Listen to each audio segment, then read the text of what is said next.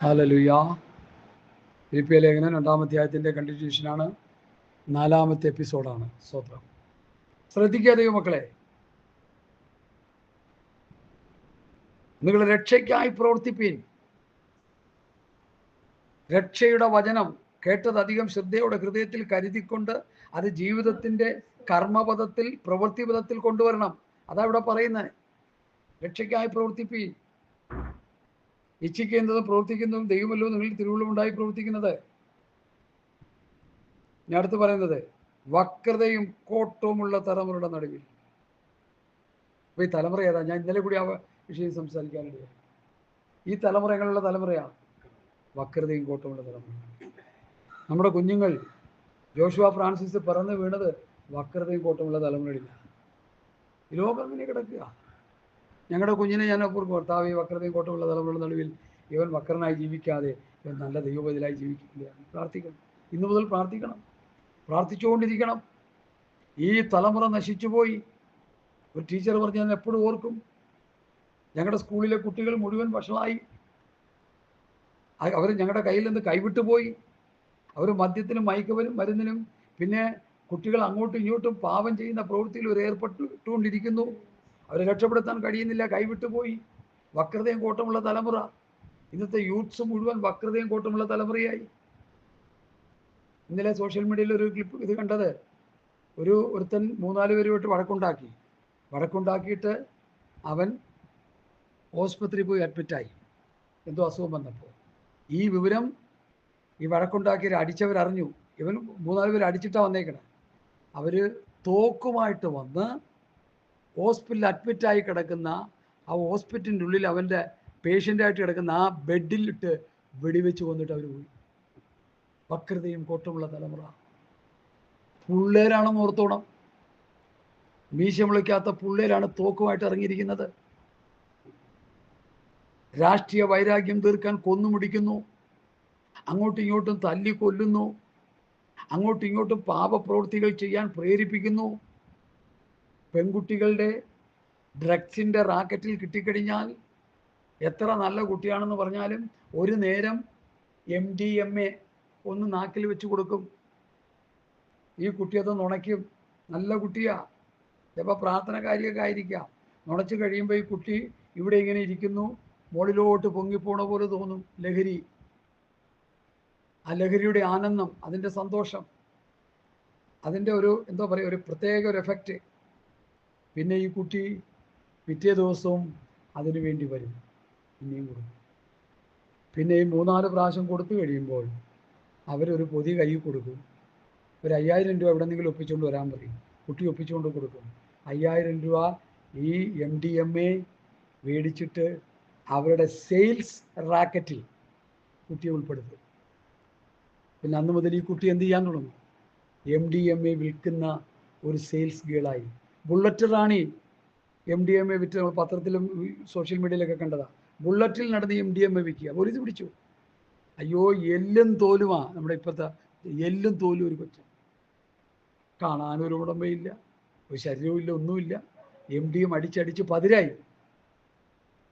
അതുപോലെ ഒരു പ്രാവശ്യം ഒരിക്കലും പോലീസ് ഓഫീസർ പറഞ്ഞത് ഞാൻ ഓർക്കുന്നു, നിങ്ങളുടെ കുഞ്ഞുങ്ങൾ മാതാപിതാക്കളെ ഒരൊറ്റ പ്രാവശ്യം ഉപയോഗിച്ചാൽ പിന്നെ നിങ്ങൾ പിടിച്ച പോലെയല്ല, നിങ്ങളുടെ കൈവിട്ട് പോകും കാര്യം.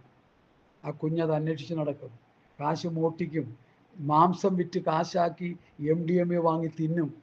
ഞാൻ എന്തിനാ ഇത് പറയുന്നത്? വക്രതയും കോട്ടുമുള്ള തലമുറയാണിത്. ഇവരുടെ നടുവിൽ നമ്മൾ അന്യരും പരമാർത്ഥികളുമായി നമ്മൾ ജീവിച്ചാൽ നമ്മുടെ തലമുറകൾ അങ്ങനെ ജീവിക്കും. അപ്പനെ കണ്ടാണ് മോൻ പഠിക്കുന്നത്, അമ്മയെ കണ്ടാണ് മോൻ പഠിക്കുന്നത്. അപ്പനെയും അമ്മയാണ് ആദ്യത്തെ ടീച്ചർ, കുടുംബമാണ് ആദ്യത്തെ വിദ്യാലയം. ഇന്നത്തെ മോഡേൺ പഠിത്തത്തെക്കുറിച്ചൊന്നും നിങ്ങൾ ആരും ചിന്തിക്കണ്ട. ഗുരുകുല വിദ്യാഭ്യാസം എന്ന് പറഞ്ഞാൽ എന്താ? ഗുരുകുല വിദ്യാഭ്യാസം ഗുരുവിൻ്റെ കൂടെ നടന്ന് ശിഷ്യം പഠിക്കുക. ഒരു വീട്ടിലുണ്ടെങ്കിൽ 10 പിള്ളേർ വീട്ടിലുണ്ടാകും. ഗുരു പറയുന്നതെല്ലാം പറഞ്ഞു കൊടുത്തും ഗുരുവിൻ്റെ പ്രവൃത്തിയും ഗുരുവിൻ്റെ രീതികളും ഗുരുവിൻ്റെ എല്ലാം പഠിപ്പിക്കും. ഇന്നത് മാറി സ്കൂളൊക്കെയായി. ഗുരുകുലമായിരുന്നു നല്ലതൊരു അർത്ഥത്തിൽ. ഗാന്ധിജിയുടെ അടുക്കൽ ഒരു കൊച്ചിനെയും കൊണ്ടൊരു തള്ള വന്ന കഥ ഞാൻ ഓർത്തു പോവുക. ഗാന്ധിജിയോട് പറഞ്ഞു, ഗാന്ധിജി എൻ്റെ ഈ ഒരു കുഞ്ഞേ ഉള്ളൂ, ആകെ ഒരു കുഞ്ഞേ ഉള്ളൂ, ഒരു 10-12 വയസ്സുള്ള കുഞ്ഞാണ്. ഭയങ്കര മധുരം തീറ്റയാണ്.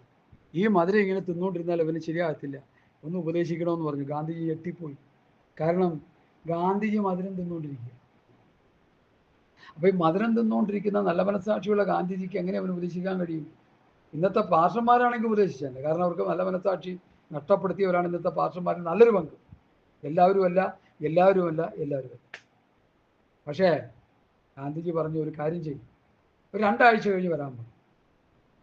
2 ആഴ്ച മധുരം തിന്നാതെ അന്നോണ്ട് ഗാന്ധിജി മധുരം തീറ്റ നിർത്തിയിട്ട് കുഞ്ഞുങ്ങളോട് ഒരു മോനെ മധുരം കഴിക്കരുത്, മധുരം കൊള്ളത്തില്ല, മദ്യം ഉണ്ടാക്കരുത്, കുടിക്കരുത്, വിൽക്കരുത്, മറ്റുള്ളവരെ കൊണ്ട് കുടിപ്പിക്കരുത് എന്ന് നാണു അല്ലേ, നാരായണ ഗുരു പറഞ്ഞിട്ട് പോയി.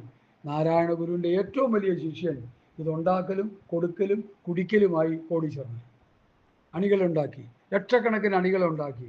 ഇപ്പോൾ സുഖമായിട്ട് അവിടെ കിടന്ന് വിലസുക. അപ്പോൾ ഗുരു പറഞ്ഞതല്ല ശിഷ്യന്മാർ ചെയ്യുന്നത്.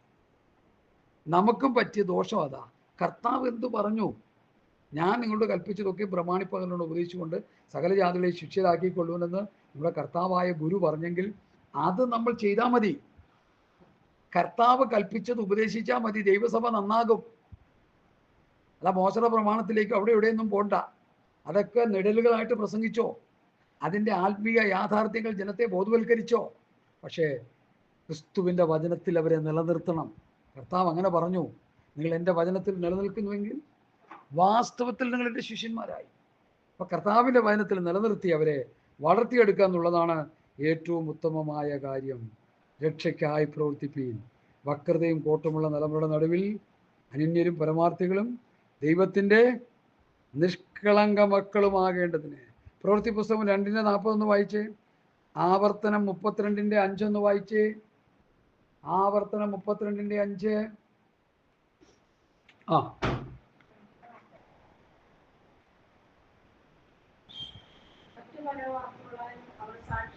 പ്രവൃത്തി 2:40 വായിച്ചേ. ഈ വക്രതയുള്ള തലമുറയിൽ നിന്ന് രക്ഷിക്കപ്പെടുവിനെന്ന് പറഞ്ഞു. അവൻ്റെ വാക്ക് കൈക്കൊണ്ടവർ സ്നാനമേറ്റ്. അതോ വക്രതയുള്ള തലമുറയിൽ നിന്ന് രക്ഷിക്കപ്പെടുവിനെന്ന് പുതിയ നിയമസഭയുടെ ആദ്യത്തെ പ്രാസംഗികനായ പത്രോസ് പ്രസംഗിച്ചു. വക്രതയുള്ള തലമുറ. പൗലൂസും പഠിപ്പിച്ചു വക്രതയുള്ള തലമുറ. കർത്താവും പറഞ്ഞു ഇത് വക്രതയും കോട്ടമുള്ള തലമുറയെന്ന് പല പ്രാവശ്യം പറഞ്ഞിട്ടുണ്ട്. എന്നാണ് എൻ്റെ ഓർമ്മ. പ്രവൃത്തി പുസ്തകം 32 എത്ര ഞാൻ പറഞ്ഞു? അല്ല സോറി, ആവർത്തന പുസ്തകം 32 എത്ര ഞാൻ പറഞ്ഞേ? 5-ാമത്തെ വാക്യം. 32:5. അവർ അവനോട് വഷളത്വം കാണിച്ചു. അവർ എൻ്റെ മക്കളല്ല, സ്വയ കളങ്കമത്രേ. അവർ അവൻ്റെ മക്കളല്ല, സ്വയ കളങ്കമത്രേ. വക്രതയും കോട്ടവുമുള്ള തലമുറ. ആവർത്തന പുസ്തകത്തിൽ സ്തോത്രം മോശയുടെ പാട്ടിൻ്റെ ഒരു പാർട്ടാണ് ഞാൻ വായിച്ചു കേൾപ്പിച്ചത്. അവർ അവനോട് വഷളത്വം കാണിച്ചു. അവർ എൻ്റെ മക്കളല്ല, സ്വയ കളങ്കമത്രേ.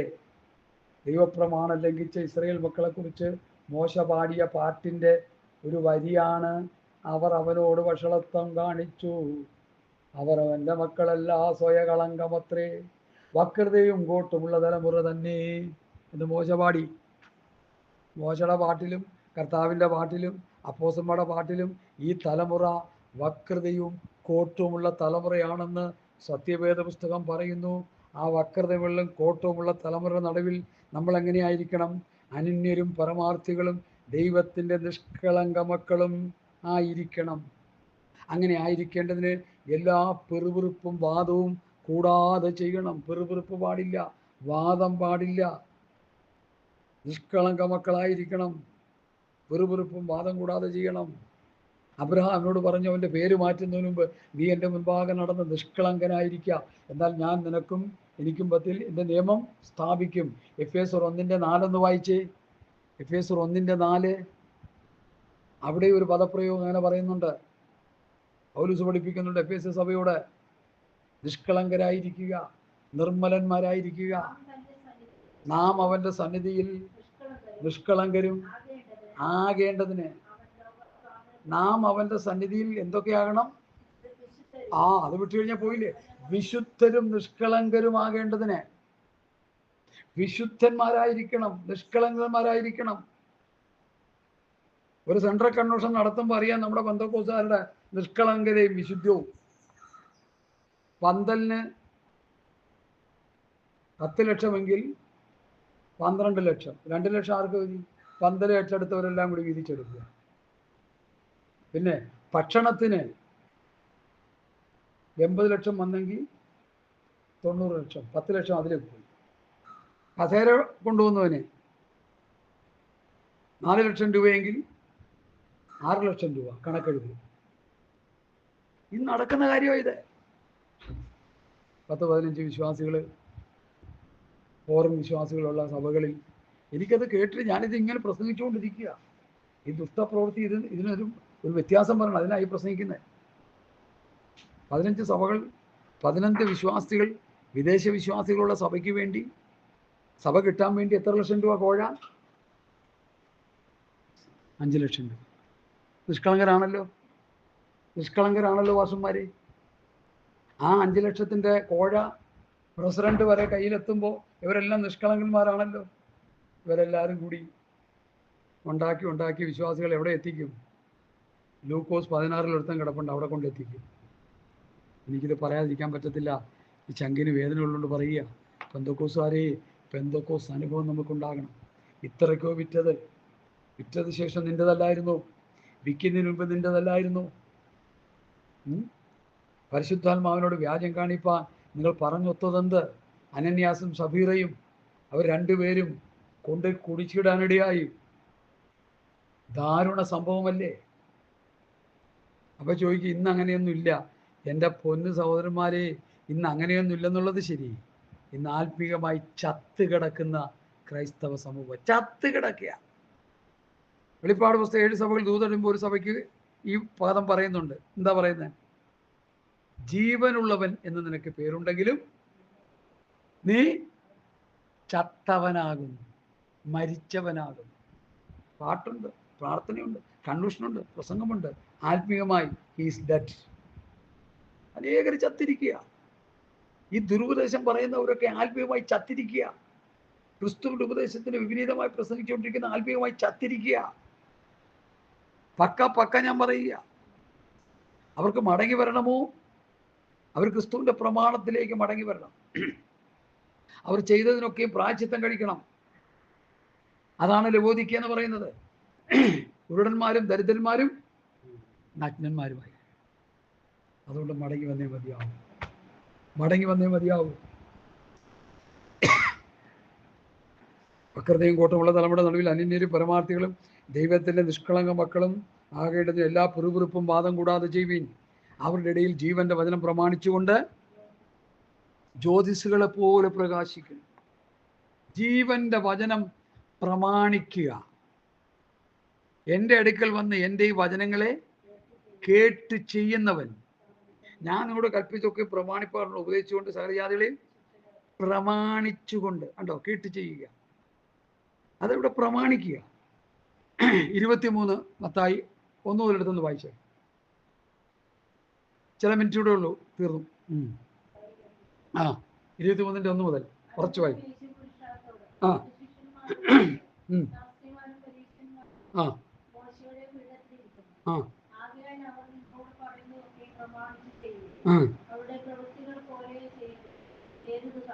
അവരുടെ പ്രവൃത്തികൾ പോലെ ചെയ്യരുത്.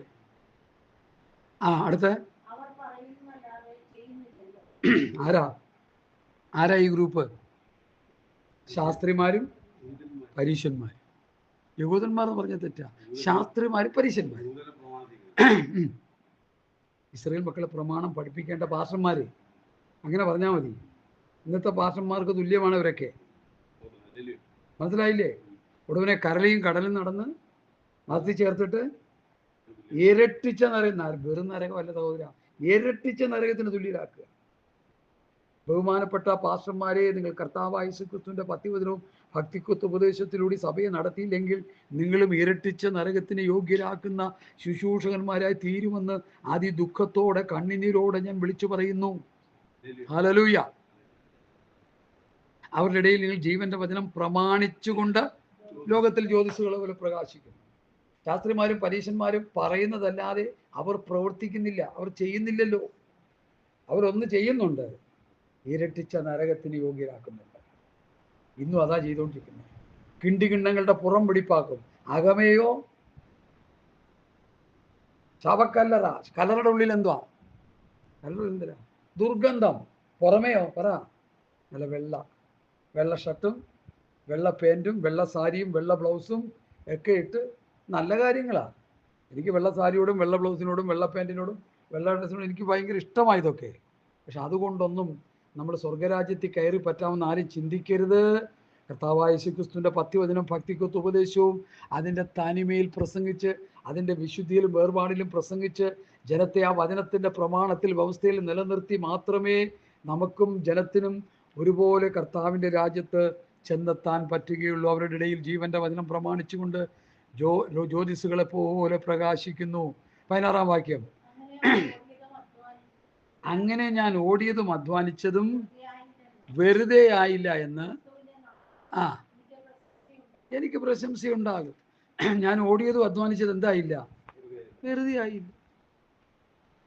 ദൈവമക്കളെ, ഓടിയതും അധ്വാനിച്ചതും വെറുതെ ആയില്ല. ഗലാത്യ ലേഖനത്തിൽ നിങ്ങൾ നന്നായി ഓടിയിരുന്നു, സത്യമനുസരിപ്പാതിപ്പാൻ 6 നിങ്ങളെ തെറ്റിച്ചു കളഞ്ഞു. നന്നായി ഓടുന്നവരെ തെറ്റിക്കുന്നത് ആരാ? ഈ പരിച്ഛേദനയോട് ഉപദേശം പ്രസംഗിക്കുന്നവർ. നന്നായിട്ട് മനസ്സിലാക്കണം. ഗലാത്യർ 2:2 ഞാനൊരു വെളിപ്പാടനുസരിച്ച് ഇത്രേ പോയത്, ഞാൻ ഓടിയതോ വെറുതെ എന്ന് വരാതിരിപ്പാൻ. ഞാൻ ഓടിയതോ വെറുതെ എന്ന് വരാതിരിപ്പാൻ. ഇന്നിപ്പോ വെറുതെ കിടന്ന് ഓടുക പലരും. ഒരു ഗുണമില്ലാത്ത ഓട്ടം ഓടുന്നേ. സ്തോത്രം. 1 കൊരിന്ത്യർ ലേഖനം 9:24 വായിച്ചാട്ടെ. 1 പെട്ടെന്ന് നിർത്താൻ പോകും, സമയം തീർന്നു. 1 കൊരിന്ത്യർ ലേഖനം 9-ാം അധ്യായത്തിന്റെ 24 മുതലുള്ള വാക്യങ്ങൾ. ഓട്ടം ജീവിതമാ. ഹല്ലേലൂയ. അങ്ങനെ ഞാൻ ഓടിയതും അധ്വാനിച്ചതും വെറുതെ ആയില്ല എന്ന് ക്രിസ്തുവിന്റെ നാളിൽ എനിക്ക് പ്രശംസ ഉണ്ടാവുമെന്ന് ഫിലിപ്പോസ് പറയുക, അല്ല പൗലൂസ് പറയുക.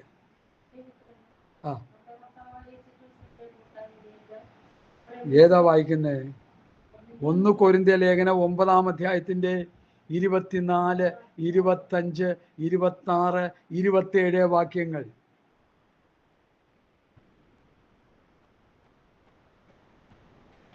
ഹല്ലേലൂയ. സ്തോത്രം. ഒരു വലിയ സത്യം ഇവിടെ പറയുന്നുണ്ട് പൗലോസ്. ഇതൊക്കെ നമ്മൾ മനസ്സിലാക്കണം. ഇവിടെ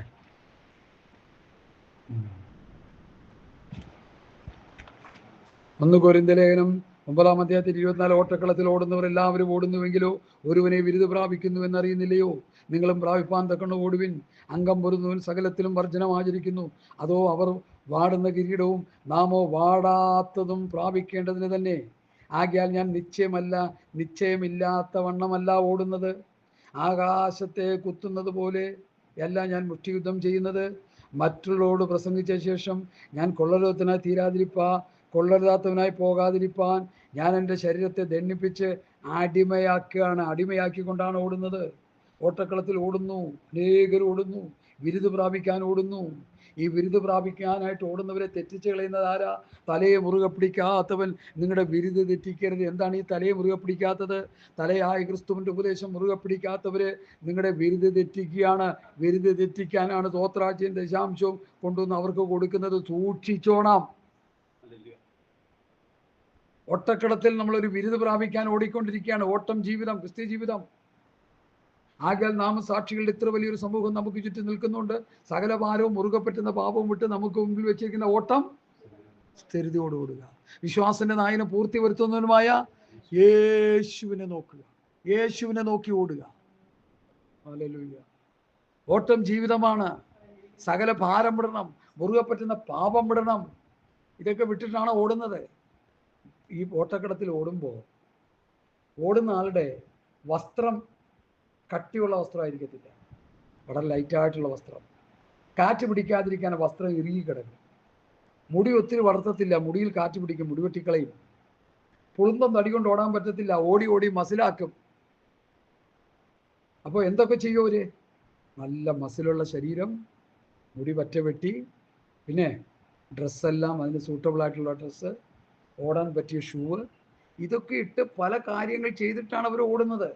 അതുപോലെ ആത്മീയ ഓട്ടക്കളത്തിൽ ഓടുമ്പോൾ ഭാരം പാടില്ല, പാപം പാടില്ല, തെറ്റുകുറ്റങ്ങൾ പാടില്ല, വിശുദ്ധം നിർമ്മലമായി ജീവിച്ചു വേണം ഓടാൻ. ഇതാരാ ഇതൊക്കെ ഉപദേശിക്കുന്നേ?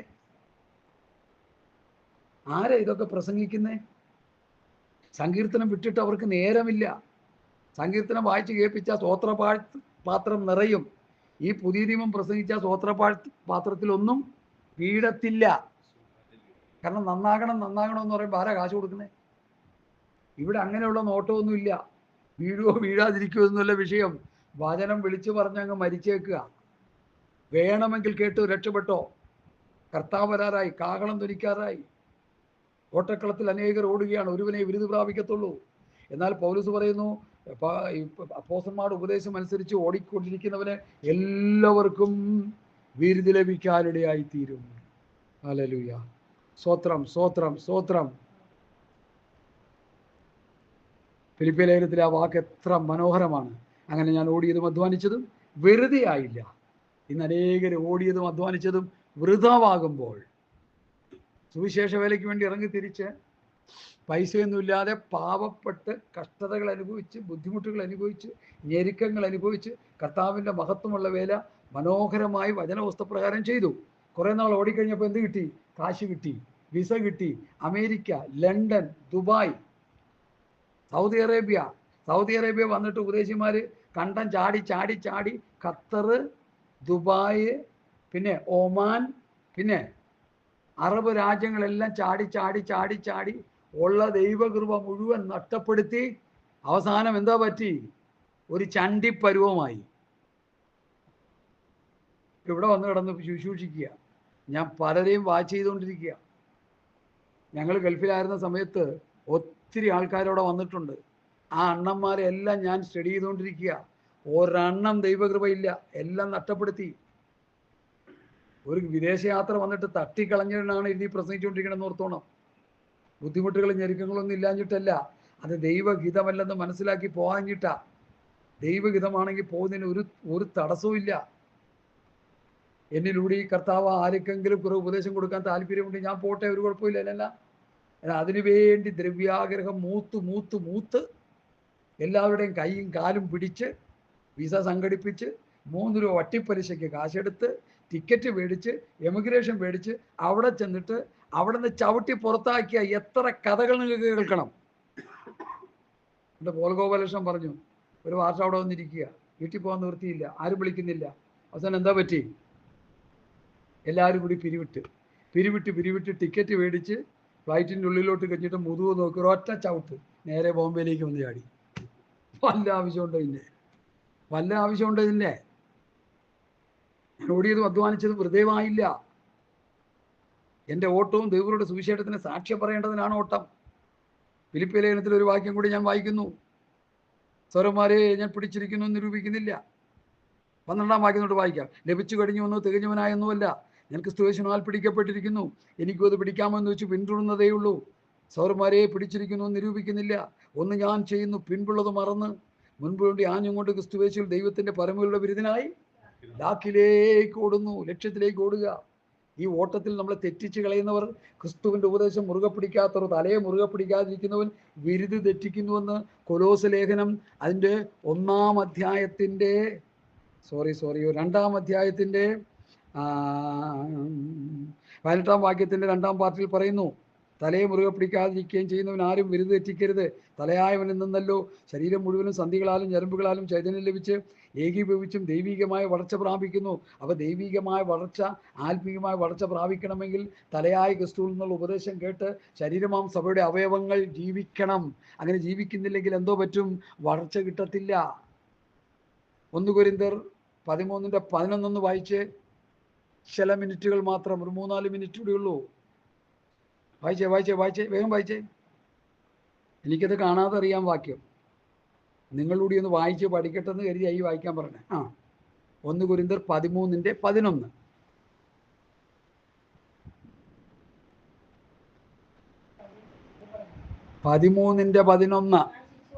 ഞാൻ ശിശുവായിരുന്നപ്പോൾ ശിശുവിനെ പോലെ സംസാരിച്ചു, ശിശുവിനെ പോലെ ചിന്തിച്ചു, ശിശുവിനെ പോലെ ധരിപ്പിച്ചു. പുരുഷനായ ശേഷമോ ശിശുവിനുള്ളത് ത്യജിച്ച് കളഞ്ഞു. ശൈശവാവസ്ഥയിൽ കിടന്നാൽ ഈ ഉപദേശങ്ങളൊന്നും കേട്ടനുസരിച്ച് ജീവിച്ച് ആത്മീയ ഓട്ടക്കളത്തിൽ ഓടാൻ പറ്റത്തില്ല. ഒരു ശിശു ഇവിടെ വന്നിരുന്നല്ലോ, എന്തൊക്കെ കാട്ടിക്കൂട്ടി. ഇന്ന് രാവിലെ ഒരു കുരുത്തക്കേട് കാണിച്ചു, ഒരു അടി മേടിച്ചിട്ടി. ശിശുവാ, അതിനെ തല്ലുകൊണ്ടൊന്നും ഒരു പ്രയോജനമില്ല. അതിൻ്റെ ശിശുവിൻ്റെ ചാബല്യങ്ങൾ പലതും കാണിക്കും. ഞാനത് പഠിച്ചുകൊണ്ടിരിക്കുക, അതുകൊണ്ട് എനിക്കത് മനസ്സിലായി. അവന് വിഷമമുണ്ട് അത് ചെയ്തത് തെറ്റാണെന്ന്, പക്ഷേ ശിശുവിലെ കുസൃതിയിൽ അത് ചെയ്യുക. എൻ്റെ അടുക്ക വന്ന് പറഞ്ഞു തുറന്നു കൊടുക്കാൻ, ഞാൻ വന്നത്. ഹല്ലേലൂയ. പ്രിയമുള്ളവരെ, ആത്മീയ ശൈശവാവസ്ഥയിൽ കിടന്നാൽ ഇതൊന്നും കിട്ടത്തില്ല. അതുകൊണ്ട് തലയായ ക്രിസ്തുവിൻ്റെ ഉപദേശം പഠിച്ചനുസരിച്ച് ക്രിസ്തുവിൻ്റെ സമ്പൂർണ്ണതയായ പ്രായത്തിൻ്റെ അളവിലേക്ക് നമ്മൾ നടത്തപ്പെടണം. അങ്ങനെ നടത്തപ്പെട്ടാൽ മാത്രമേ നമുക്ക് ദൈവരാജ്യത്തിൻ്റെ അംശയായി തീരാൻ പറ്റത്തുള്ളൂ. ഒരു പെന്തക്കോസ്തുകാരനായി ഇരുന്ന് നരകത്തിലേക്ക് പോകാം. ഇപ്പം അങ്ങനെ നരകത്തിലേക്ക് പോയിക്കൊണ്ടിരിക്കുക, എല്ലാവരെയും നരകത്തിലേക്ക് വിട്ടുകൊണ്ടിരിക്കുക. എന്നാൽ ഞങ്ങൾ അതിൽ നിന്ന് തിരിഞ്ഞു ചിന്തിക്കുകയും പഠിപ്പിക്കുകയും ചെയ്യുന്നവരാണ്. ക്രിസ്തുവിൻ്റെ ഉപദേശം പഠിപ്പിച്ച സഭയെ കർത്താവിൻ്റെ സമ്പൂർണ്ണതയായ പ്രായത്തിൻ്റെ അളവിലേക്ക് നടത്തി, തലയായ ക്രിസ്തുവിനൊപ്പം നടത്തി. യേശുക്രിസ്തു ഈ ഭൂമിയിൽ വന്ന് 33 വയസ്സ് വരെ ജീവിച്ചു. അതുപോലെ ഒരു പുരുഷന് ഒരു പക്വതയുള്ളൊരു ജീവിതം പിതാവിനെ അനുസരിച്ച് ജീവിച്ച് 33 വയസ്സ് വരെ ജീവിച്ചിട്ട് കർത്താവ് മരിച്ചടക്കപ്പെട്ട് സ്വർഗരാജ്യത്തേക്ക് പോയി. ആ കർത്താവിൻ്റെ ആത്മീക വളർച്ച പിതാവിനെ അനുസരിച്ചിരുന്നത് പോലെ, ഞാൻ എൻ്റെ കൽപ്പനകൾ പ്രമാണിച്ച് എൻ്റെ സ്നേഹത്തിൽ വസിക്കുന്ന പോലെ, ഞാൻ എൻ്റെ പിതാവിൻ്റെ കൽപ്പനകൾ പ്രമാണിച്ച് എൻ്റെ സ്നേഹത്തിൽ വസിക്കുന്ന പോലെ നിങ്ങൾ എൻ്റെ കൽപ്പനകൾ പ്രമാണിച്ചാൽ എൻ്റെ സ്നേഹത്തിൽ വസിക്കും. മനസ്സിലായോ? കർത്താവിൻ്റെ കൽപ്പനകൾ അനുസരിച്ച് കർത്താവിൻ്റെ തലയായ ക്രിസ്തുവിൻ്റെ സമ്പൂർണ്ണ അളവിലേക്ക് നമ്മൾ നടത്തപ്പെടുമ്പോൾ നമുക്ക് കർത്താവിൻ്റെ വരവിന് പോകാനുള്ള യോഗ്യത കിട്ടും. അപ്പോൾ ക്രിസ്തുവിൻ്റെ മനസ്സുള്ളവരായിത്തീരും, അപ്പോൾ ക്രിസ്തുവിൻ്റെ ഭാവമുള്ളവരായിത്തീരും. അപ്പോൾ ക്രിസ്തുവിൻ്റെ ദിവ്യ സ്വഭാവത്തിന് നമ്മൾ കൂട്ടാളികളായിത്തീരും. അല്ലാതെ ഒന്നും സ്വർഗത്ത് പോക്ക് നടക്കില്ല. ആ ചിന്ത അങ്ങ് വാങ്ങി വെച്ചാൽ മതി. പണ്ട് പഴമക്കാർ പറയില്ല, ആ വെള്ളം അങ്ങ് വാങ്ങി വെച്ചാൽ മതി, അങ്ങ് വാങ്ങി വെച്ചേച്ചാൽ മതി. എന്നെ കേൾക്കുന്നവരോട് ഞാൻ സ്നേഹത്തിൻ്റെ ഭാഷയിൽ വളരെ ആർദ്രതയോടെ മനസ്സലിവോടെ ഞാൻ പറയുക, എൻ്റെ പദങ്ങൾ പലതും കട്ടിയാണ്. അത് നിങ്ങളെ വെറുപ്പിക്കാനല്ല, കർത്താവിനോട് കൂടുതൽ അടുപ്പിക്കാൻ മതി. നമ്മുടെ ഈ ചെപ്പടി വിധികളുണ്ടൊന്നും സ്വർഗരാജ്യം കിട്ടത്തില്ല. അതിന് പണിയുണ്ട്, അതിന് ത്യാഗം അനുഭവിക്കണം. പൗലോസ് പറയുന്നു, ക്രിസ്തു നിങ്ങൾക്ക് വേണ്ടി കഷ്ടം അനുഭവിച്ചു, നിങ്ങൾ അവൻ്റെ കാൽച്ചോട്ട് പിന്തുടരുവാൻ ഒരു മാതൃക വെച്ചു പോയിരിക്കും. അത് പത്രോസാണ് പറഞ്ഞേക്കുന്നത്. എന്നാൽ എബ്രായത്തിൽ പൗലോസ് പറയുന്നത്, ക്രിസ്തു നിങ്ങൾക്ക് വേണ്ടി കഷ്ടം അനുഭവിച്ചു, പുത്രനെങ്കിലും അനുഭവിച്ച കഷ്ടങ്ങളാൽ, അതാ എബ്രായത്തിലെ വാക്യം, പുത്രനെങ്കിലും അനുഭവിച്ച കഷ്ടങ്ങളാൽ അനുസരണം പഠിച്ച് തികഞ്ഞവനായി. അപ്പൊ അനുസരണം പഠിച്ച് തികയാൻ എന്ത് വേണം? കഷ്ടത വേണം. കഷ്ടതയില്ലെങ്കിലോ? കഷ്ടതയെ എന്ന് പറഞ്ഞ് ശാസിക്കുന്ന പിള്ളേരായി എന്നുള്ളത്. കഷ്ടത വേണ്ട, സമൃദ്ധി മതി, വിദേശയാത്ര മതി. വിദേശത്ത് പോയി പ്രസംഗിച്ചപ്പോൾ ഇവിടെ ഒന്നും പ്രസംഗിക്കേണ്ട. ഇവിടെ പ്രസംഗിച്ചാൽ എന്താ കാര്യം? ഇവിടെ പ്രസംഗിച്ച ഈ പ്രസംഗമൊന്നും ഓടില്ല. വിദേശത്ത് 10-12 മണിക്കൂർ ജോലി, വേദത്വം വായനയും പ്രാർത്ഥനയും ഇല്ലാത്ത പെന്തക്കോസ്തുകാരുടെ പോയി പ്രസംഗിച്ചാൽ അവർക്ക് കുഴപ്പമൊന്നുമില്ല, അവരത് കേട്ടോളും. ഇവിടെ നടക്കത്തില്ല. ഇവിടെ ഞങ്ങളൊക്കെ പുസ്തകം വായിക്കുന്നവരാ, കുറഞ്ഞ പക്ഷം പുസ്തകം വായിക്കുകയും പ്രാർത്ഥിക്കുകയും ചെയ്യുന്നവരാ, കുറഞ്ഞ പക്ഷം പുസ്തകത്തിൽ ഉപദേശങ്ങൾ അല്പം പഠിച്ചവരാ. ഞങ്ങളുടെ ഈ ഇവിടത്തിലൊന്നും നടക്കത്തില്ല, ഇവിടെ ഒന്നും നടക്കത്തില്ല. അതുകൊണ്ടാണ് ഈ ന്യൂ ജനറേഷൻ പാസ്റ്റർമാർ ഫ്ലാറ്റ് കൊടുക്കുന്നവർ, പ്രാർത്ഥിച്ച് വില്ല കൊടുക്കുന്നവർ, ഊതിയിട്ട് ഉന്തിയിട്ട് കുരപ്പിച്ച് ചിരിപ്പിച്ച് ഛർദ്ദിപ്പിച്ച് വിസ വാങ്ങി വിദേശ രാജ്യങ്ങളിൽ കൊണ്ടുവന്നാക്കിയിട്ട് ഒരു ബിരുദം പറയുക, നിങ്ങളെപ്പോലെ 10 പേരെ വിദേശത്താക്കിയിട്ട് വേണം എനിക്കൊന്ന് ആശ്വസിക്കാനെന്ന്. എൻ്റെ കാര്യം എന്താ? 10 പേരെ വിദേശത്ത് പ്രാർത്ഥിച്ചാക്കിയാൽ പുള്ളിക്ക് എന്ത് കിട്ടും? കൊട്ടപ്പടി കിട്ടും. അത് മേടിച്ച് തോന്നിയാസം പറഞ്ഞ് വിശ്വാസികളെ നശിപ്പിച്ചുകൊണ്ടിരിക്കുക. ഇതിനൊക്കെ ഒരു തിരശീല വീഴാൻ പോവുക. ഞാൻ പ്രാർത്ഥിച്ചുകൊണ്ടിരിക്കുന്നത് കർത്താവായ യേശുക്രിസ്തുവിൻ്റെ പത്യവചനവും ഭക്തിക്കൂത്ത് ഉപദേശവും പ്രസംഗിക്കാത്ത ശുശ്രൂഷകന്മാരെല്ലാം ദൈവം സന്ദർശിക്കണം. ഒന്നുകിൽ അവർക്കൊരു മാനസാന്തരം കൊടുക്കണം, അവർ മടങ്ങി വരണം, അല്ലെങ്കിൽ ശുശ്രൂഷയിൽ നിന്ന് അവർ പിന്മാറണം. അതുകൊണ്ട് പ്രിയമുള്ളവരെ, ഞാൻ ഓടിയതും അധ്വാനിച്ചതും വെറുതെ ആയില്ല എന്ന് ക്രിസ്തുവിൻ്റെ നാളിൽ എനിക്ക് പ്രശംസയുണ്ടാകും. എന്നാൽ നിങ്ങളുടെ വിശ്വാസം എന്ന യാഗമർപ്പിക്കുന്ന ശുശ്രൂഷയിൽ എൻ്റെ രക്തം ഒഴിക്കേണ്ടി വന്നാലും ഞാൻ സന്തോഷിക്കും. നിങ്ങളോട് എല്ലാവരോടും കൂടി സന്തോഷിക്കും. അങ്ങനെ തന്നെ നിങ്ങളും സന്തോഷിക്കും, എന്നോടുകൂടി സന്തോഷിക്കും. അപ്പം നിങ്ങളുടെ വിശ്വാസം എന്ന യാഗമർപ്പിക്കുന്ന ശുശ്രൂഷയിൽ ഞാനൊരു രക്തസാക്ഷിയാകേണ്ടി വന്നാലും സന്തോഷിക്കും. എന്താണ് ആ പൗലൂസിൻ്റെ ദർശനം? വിശദീകരണത്തിലേക്ക് പോകുന്നില്ല. കണ്ണടച്ച് പ്രാർത്ഥിച്ച് എന്താണ് ആ പൗലൂസ് പറഞ്ഞതെന്നൊന്ന് ചിന്തിച്ചേ. ഞാനൊരു രക്തസാക്ഷിയായി തീർന്നാലും, എൻ്റെ രക്തം നിങ്ങളുടെ വിശ്വാസം എന്ന യാഗമർപ്പിക്കുന്ന ശുശ്രൂഷയിൽ ഒഴിക്കേണ്ടി വന്നാലും ഞാൻ നിങ്ങളെല്ലാവരോടും കൂടി സന്തോഷിക്കും. കാരണം നിങ്ങൾ നിത്യതയിലുണ്ട് പോയല്ലോ. അത് നിമിത്തം ഞാൻ മരിക്കേണ്ടി വന്നാലും സാരമില്ല, നമുക്ക് ഒരുമിച്ച് കാണാമല്ലോ. എത്ര പാസ്റ്റർമാർക്ക് ചിന്തയുണ്ട്, എത്ര പാസ്റ്റർമാർക്ക് ഈ മനോഭാവമുണ്ട്. ഞാൻ നിങ്ങളെ കുറ്റം പറയുകയല്ല, ഞാൻ നിങ്ങളെ എൻകറേജ് ചെയ്ത് ആ വിശുദ്ധനായ ദൈവവൃത്യൻ്റെ കാഴ്ചപ്പാടിലേക്ക് നടത്തുവാൻ ഒരു ശ്രമം നടത്തുക സഹോദരങ്ങളെ ചെയ്യും. അതുകൊണ്ട് കണ്ണടയ്ക്കാൻ നമുക്ക് പ്രാർത്ഥിക്കാം. നിങ്ങളും എന്നോടൊപ്പം സന്തോഷിപ്പീൻ. ഹല്ലേലൂയ. സ്തോത്രം, സ്തോത്രം. അല്പസമയം സ്തോത്രം ചെയ്യാം. സ്തോത്രം, സ്തോത്രം, സ്തോത്രം, സ്തോത്രം, സ്തോത്രം, സ്തോത്രം. കർത്താവ് തന്ന എല്ലാ വചനങ്ങൾക്കായി സ്തോത്രം, സ്തോത്രം, സ്തോത്രം, സ്തോത്രം. പ്രാർത്ഥിക്കാം. പകൽക്കാലം കർത്താവെ സത്യം കേട്ട് കർത്താവ് ആഴമായ കേൾക്കുവാൻ പരിശുദ്ധാത്മാവ് ഞങ്ങൾക്ക് കൃപ തന്നതിനായ സ്തോത്രം. നല്ലൊരു കൂട്ടായ്മയിൽ പങ്കെടുക്കുവാൻ ദൈവം കേൾക്കുവാൻ അനേകം മക്കൾ മൊബൈൽ ഫോണിൽ കേട്ട അനേകം പാസ്റ്റർമാർ ഈ വചനം ഏറ്റെടുക്കുവാൻ സാധിക്കണമെന്ന് പ്രാർത്ഥിക്കുന്നു. ഈ കാലഘട്ടത്തിൽ കർത്താവിന്റെ വരവെടുത്തിരിക്കുന്ന കാലം ജനത്തെ ഒരുക്കുവാൻ, ദിവസം ഒരുങ്ങുവാൻ, പുതിയ നിയമസഭ വെളിപ്പെടുവാൻ കർത്താവ് സഹായിക്കണം. ഈ വചനം അനേകം മക്കളെ ഹൃദയത്തിൽ കത്തിക്കൊടുക്കുവാൻ ദൈവം സഹായിക്കണം. നല്ലൊരു കൂട്ടായ്മ പങ്കാളിയായ 3 പേരും കൂടി ഈ വചനങ്ങൾ കേൾക്കുവാൻ ദൈവം നൽകിയ കൃപക്കായ സ്തോത്രം. പ്രാർത്ഥന നന്ദി, യേശുവിന്റെ നാമത്തിൽ തന്നെ ആമേൻ. കർത്താവിന്റെ പ്രാർത്ഥനയുടെ സ്തോത്രം ചെയ്യാം. സ്തോത്രം, സ്തോത്രം, സ്തോത്രം. പിതാവാം ദൈവത്തിന്റെ സ്നേഹവും യേശുക്രിസ്തുവിന്റെ കൃപയും നമ്മെ ആശ്വസിപ്പിക്കുന്ന പരിശുദ്ധാത്മാവിന്റെ സംസർഗം കാവലും കൂട്ടായ്മയും നമ്മോടും നാം പ്രാർത്ഥിച്ച വിഷയങ്ങളോടും ഭൂലോകത്തുള്ള സകല വിശുദ്ധന്മാരോടും കർത്താവിന്റെ വരവരെ ഇന്നുവരെ എന്നേക്കുണ്ടായിരിക്കുമാറാകട്ടെ. കർത്താവായ യേശുക്രിസ്തു മൂലം ദാവാം ദൈവത്തിന് സ്തോത്രം. Hallelujah, hallelujah, hallelujah. ആമേൻ. കർത്താവായ യേശുവേ വേഗം വരണമേ. ആമേൻ, ആമേൻ, ആമേൻ, ആമേൻ, ആമേൻ.